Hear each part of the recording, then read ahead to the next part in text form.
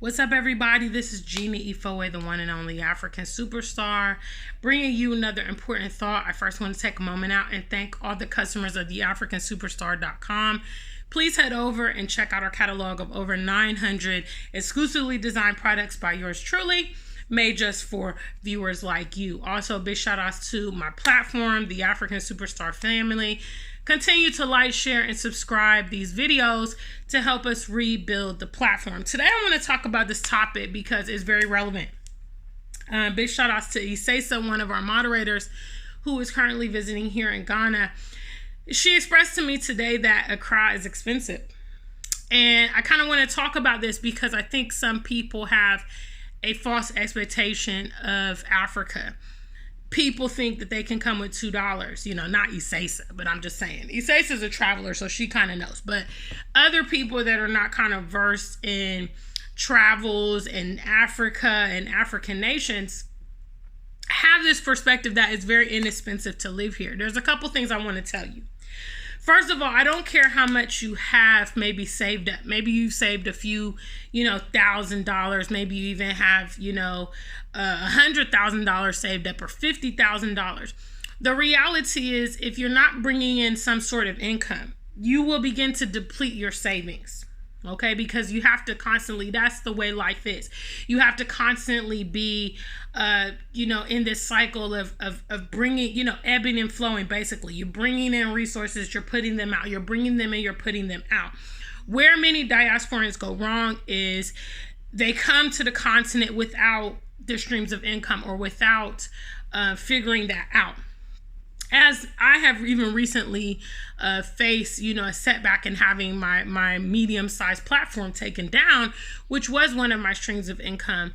The reality is like, you have to anticipate, but things can always happen.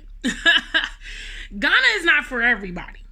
And that is why content creators promote you guys to, travel the continent and look for a location that might be ideal for you, your family, your needs, and future aspirations. Accra, more specifically. Accra is not the whole Ghana, but obviously it's the place where a lot of things go on in Ghana, and it's it's probably the most well-known place in Ghana.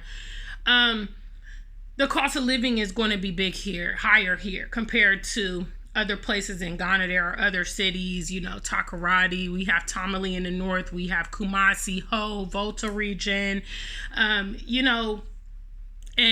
those places are going to have significantly lesser cost of living, but they are outside the city. So all these things you won't really know until you begin to come to the continent or Ghana, if that's your choice, and kind of see what it is. In comparison to what you're spending in the West, Ghana is going to be less. It's going to be less. You can get a luxury apartment here for a few $100s here versus, maybe a few £1,000 or a few $1,000s wherever you are. But I think the main important feature is going to be, what's your source of income going to be? And quite frankly, if some kind of way you're able to get that foreign currency, you're able to start an online business, or you can work remotely, or you can contract, or you can do some kind of, business where you're still earning that foreign currency. That's going to go a lot further than maybe if you're working locally and earning the local currency, So that is one of the advantages of the diaspora that we should totally utilize, is our access to the West to help us establish our projects here on the continent. There's nothing wrong with that.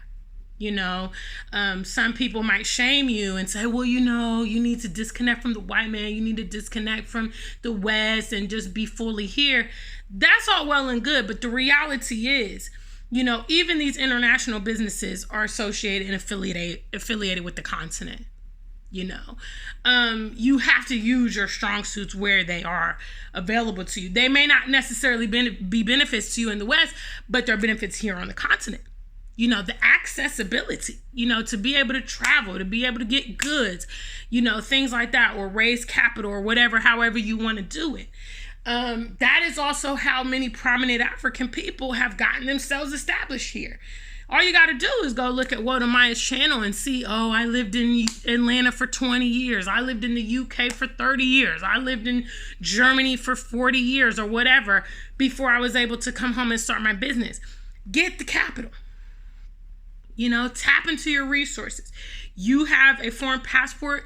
It allows you the freedom of movement to travel and things like that. People here on the continent to go to the West have to go through a much more tedious, a much more expensive process to access America, to access the UK, to access Germany. Those of us coming from the other side of the ocean, that is an advantage to us.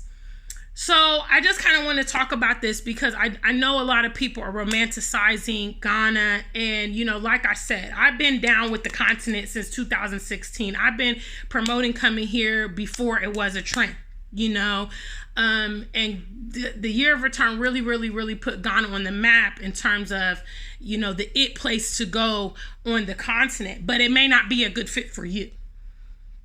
You may be looking for other elements. You may be looking for a different, income bracket, different opportunities, whatever.